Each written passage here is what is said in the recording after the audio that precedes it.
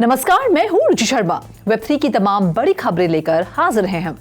अपने प्रस्तावित digital payment token regulations पर रिसीव्ड फीडबैक के रिस्पांस में सिंगापुर के मॉनेटरी अथॉरिटी ने क्रिप्टो करेंसी इन्वेस्टमेंट्स में स्पेकुलेशन को डिस्करेज करने के लिए डीपीटी सर्विस प्रोवाइडर्स के लिए उपाय किए। सिंगापुर के डिफैक्टो सेंट्रल बैंक MAS ने 5 तरीकों की घोषणा की है जिससे DPT service providers retail clients को प्राइस स्पेकुलेशन से बचने में मदद कर सकते हैं। डीपीटी सर्विस प्रोवाइडर्स को क्रिप्टो सर्विसेज प्रदान करने से पहले अपने कस्टमर्स की रिस्क अवेयरनेस का निर्धारण करना होगा। इसके अलावा डीपीटी सर्विस प्रोवाइडर्स को क्रिप्टो करेंसी में ट्रेड करने के लिए कोई प्रोत्साहन प्रदान करने के खिलाफ सलाह दी गई थी। तीसरा, DPT service providers financing, margin या लेवरेज्ड ट्रांजैक्शन की पेशकश नहीं कर सकते हैं। स्थानीय रूप से इशूड क्रेडिट कार्ड पेमेंट से इनकार करना एक और उपाय है। MAS का मानना है कि क्रिप्टो इन्वेस्टमेंट्स में स्पेकुलेशन को डिस्करेज किया जाएगा। अंत में, किसी कस्टमर की नेटवर्थ निर्धारित करने में क्रिप्टो होल्डिंग्स पर विचार नहीं किया जाएगा।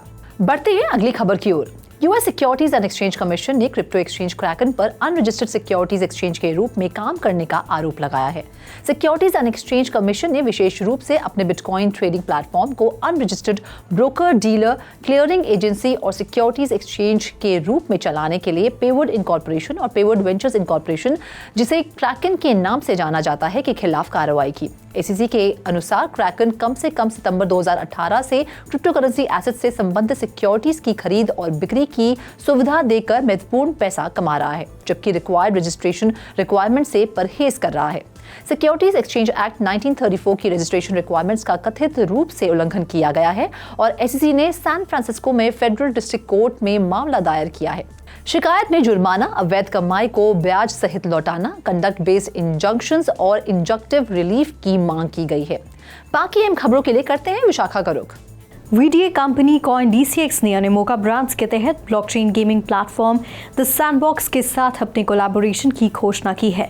कथित तौर पर यह पार्टनरशिप भारत बॉक्स में सेंटर स्टेज पर होगी, जो द सैंडबॉक्स में एक मेटावर्स हब है जो भारत के आर्टिस्ट और ब्रांड्स को स्पॉटलाइट करेगा। एक ऑफिशियल रिलीज के अनुसार भारत के वेब 3.0 इवेंट अनफोल्ड 2023 में अनावरण किया गया पार्टनरशिप की घोषणा एक वीडियो के माध्यम से की गई थी। इसके बाद ये बताया गया कि VDA प्लेटफॉर्म भारत बॉक्स के लिए इकोसिस्टम पार्टनर बनने के लिए तैयार है। जैसा कि समझा गया है, कोलैबोरेशन में एजुकेशनल मटेरियल्स, AMAs और मेटावर्स और वेब 3.0 टेक्नोलॉजीज के बारे में नॉलेज बेस स्थापित करने के प्रयास शामिल होंगे। सोर्सेस का सुझाव है कि CoinDCX और भारत बॉक्स विशेष गेम नाइट्स की मेजबानी करेंगे, साथ ही AMAs को होस्ट करेंगे और नॉलेज रिपोजिटरीज को क्रिएट करेंगे, जिसमें कि मेटावर्स को बढ़ावा देने के लिए एक एम्बेसडर प्रोग्राम, गिवअवेज और कॉन्टेस्ट में एंगेजमेंट और सभी प्लेटफॉर्म पर कम्युनिटी बिल्डिंग एक्टिविटीज शामिल होंगी। बढ़ते हैं अगली खबर की ओर।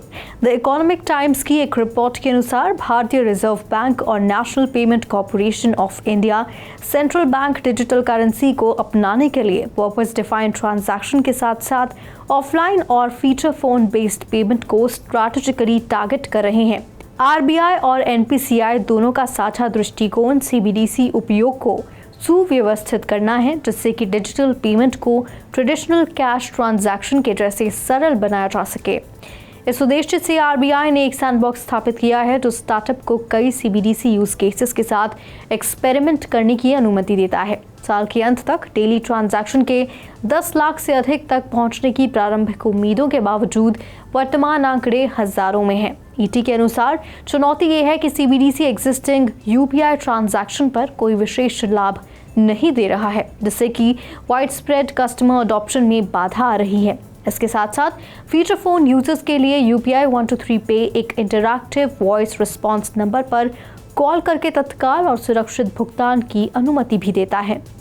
UPI इंटरफेस को व्यापक रूप से अपनाने के बावजूद इंडस्ट्री के इनसाइडर्स को इनोवेटिव यूज केसेस सामने आने पर CBDC के उपयोग में वृद्धि की उम्मीद है। CBDC का programmable nature, direct benefit transfer, targeted cash dispersals या यहाँ तक कि बच्चों के लिए कैंटीन एक्सपेंसेस जैसे विशिष्ट उद्देश्यों के लिए पॉकेट मनी एलोकेट करने की संभावनाएं खोलती हैं। Over to you Roshni. Private sector के लेंडर इंडसइंड बैंक ने दिल्ली नेशनल कैपिटल रीजन में चुनिंदा गैस स्टेशंस पर डिजिटल रूपी के माध्यम से पेमेंट शुरू करने के लिए इंद्रप्रस्थ गैस के साथ सहयोग की घोषणा की है। ये उपाय भारतीय रिजर्व बैंक के सेंट्रल बैंक डिजिटल करेंसी का उपयोग करने के लिए शुरू किया गया था।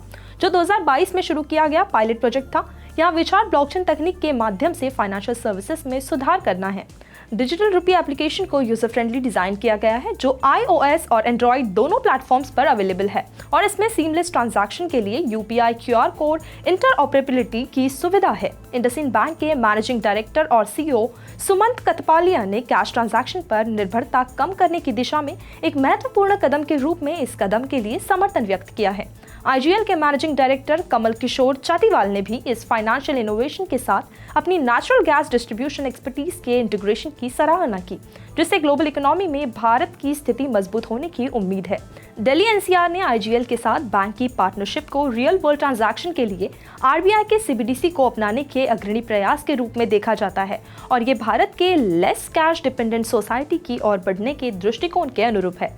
तो आज के लिए फिलहाल इतना ही। ऐसी Web3 से जुड़ी खबरों के लिए देखते रहिए 3.0 TV।